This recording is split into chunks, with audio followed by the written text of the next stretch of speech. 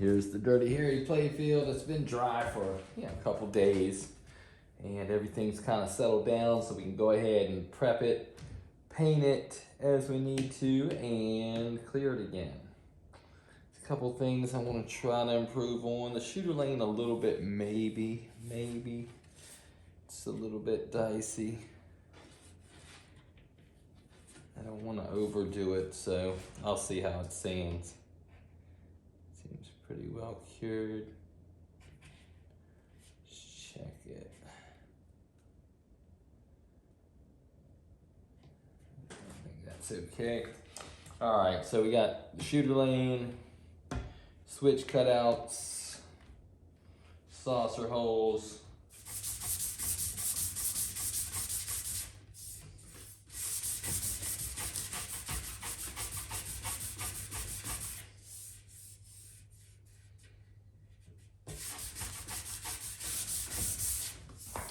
Okay, in some ways maybe kind of back where we started, but not really, because we don't have all that eject wear and we don't have that super ground and dirt right at the very entrance of the lane.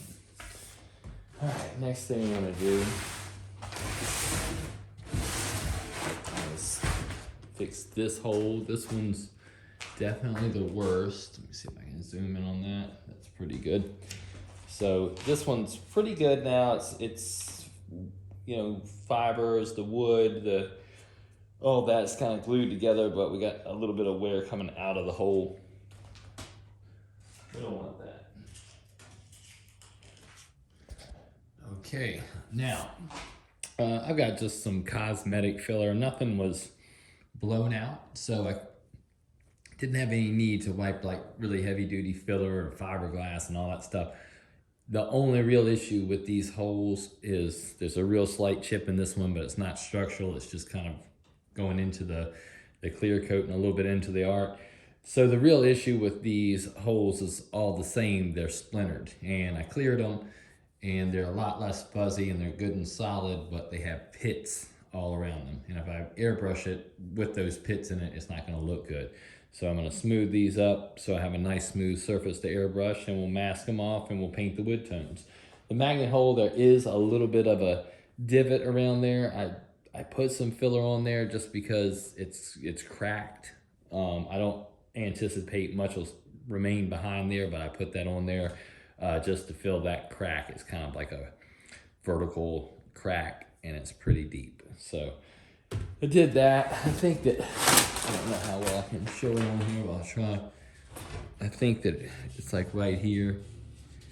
This wood is kind of sucked and pushed down and cracked, but it's not going all the way through, but it's definitely on that top veneer, so I'm gonna try to fill that.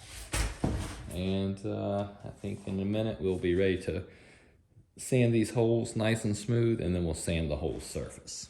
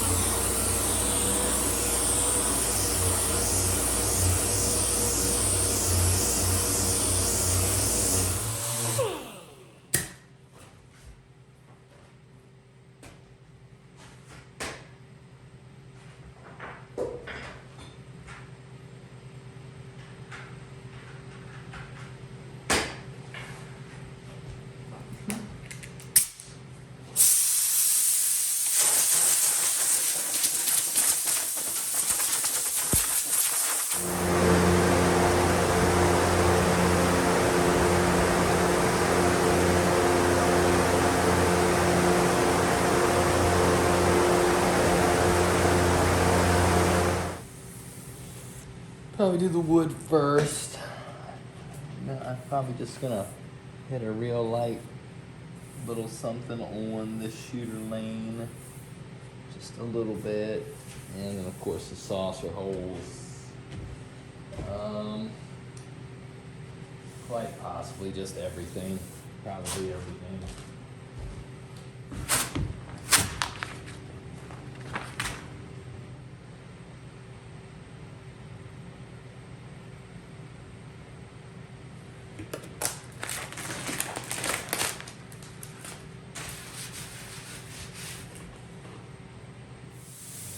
Alright, and all the wood tones masked off except for the magnet. I'm going to work that kind of independently. I got to make a good border. I got to cheat a little orange in there, just a smidgen, like just a little bit. So I don't want to cloud that process with trying to fit a little tan ring in there.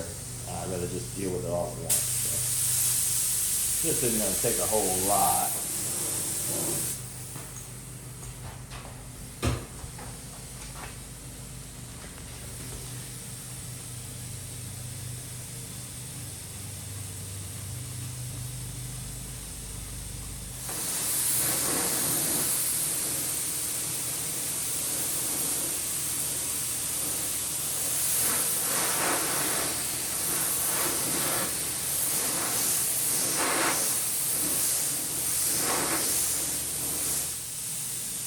Just shading those saucer holes. I'm gonna dust a little over thinned wood over top of this again, so it won't look quite like what you see in these areas right here, but it's just gonna give it a little bit more of a natural look where you're cutting through the plies.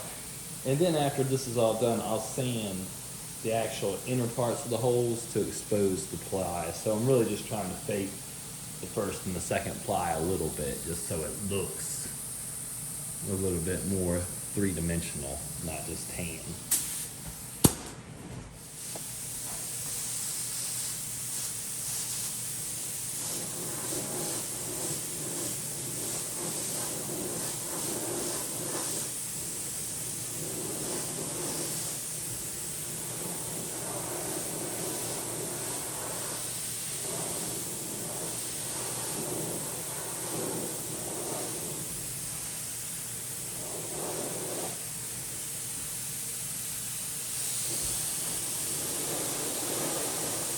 Wood tones on the tape.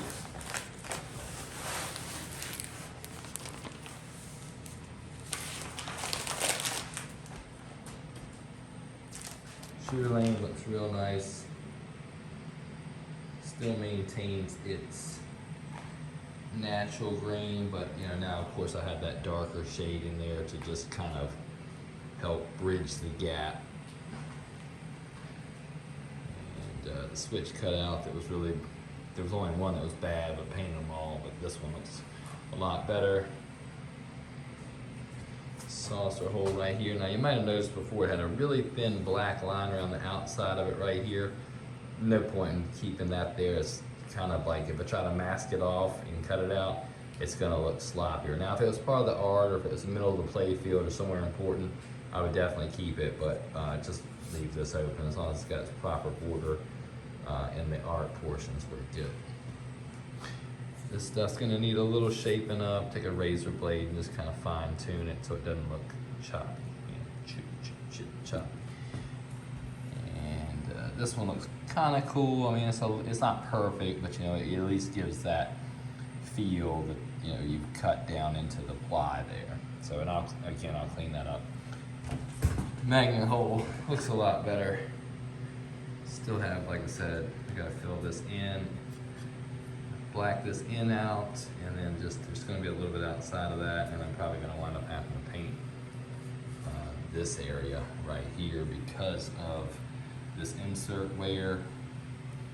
I wasn't really worried about the discoloration, but we do have the ramp flap wear, so you got this wear here, and since I'm going up that way, I might as well address the crack that's in there from the magnet.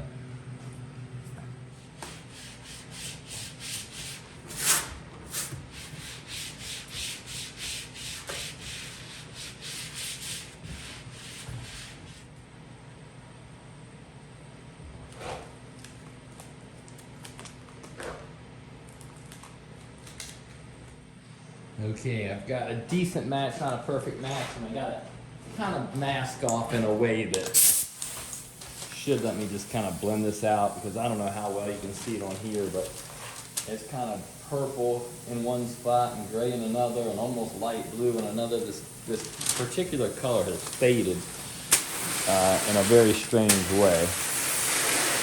And I don't want to have to paint everything that's that color, because it's not because I'm lazy, but it's because there's some really hard cuts when you start getting into some real small lettering and it never looks right, so I'm going to avoid that.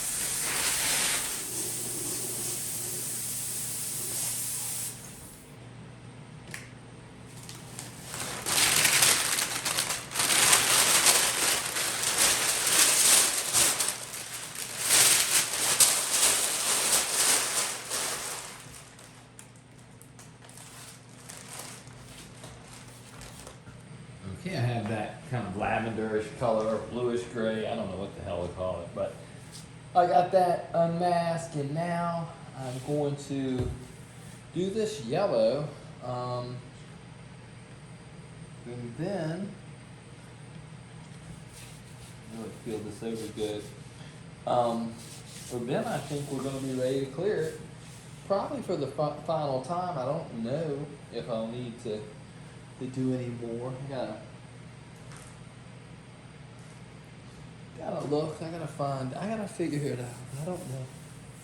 This is too much pressure. I'm working on it. But we'll figure it out.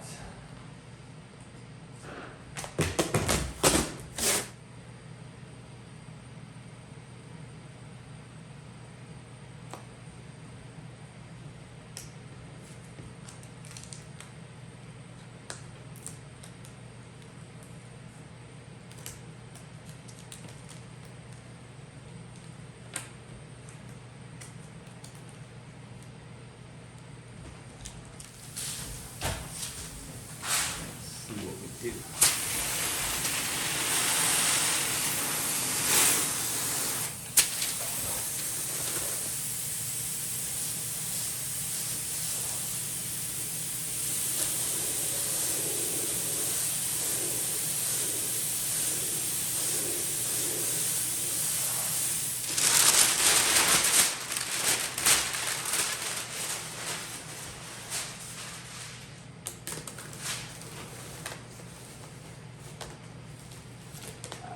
Too bad.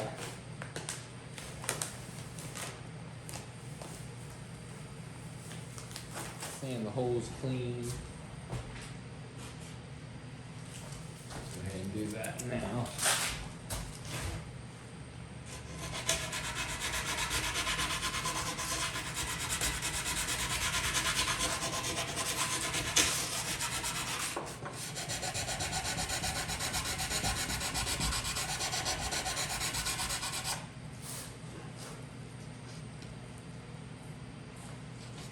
I've been working on this playfield. This playfield's worse than I thought it might be. All right, well, anyway, let's clear it.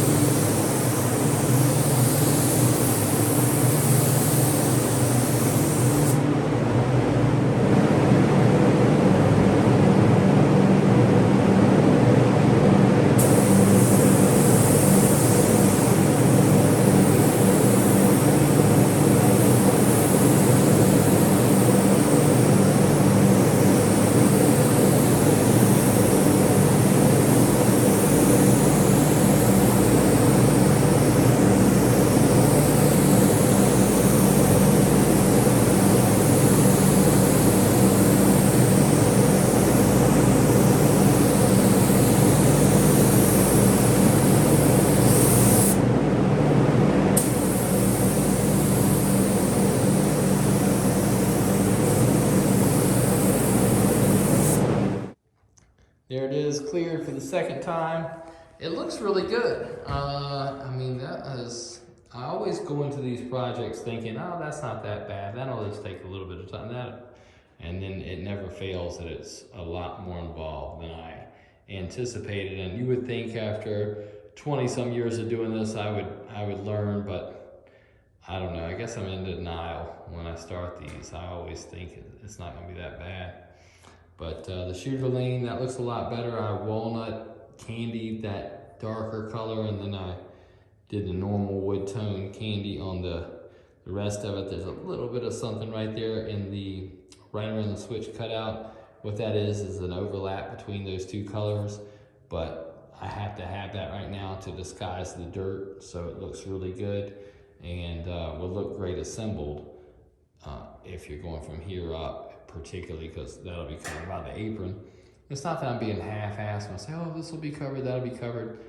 It's really about not ruining things that won't be covered in the name of trying to fix things that will be covered. That's what you really are dealing with, because there's no straight line, there's no cutoff point here. So you want to keep it in the hidden areas. You gotta restore these playfields with them being reassembled in mind. And so that's why I do it that way. All this stuff looks great.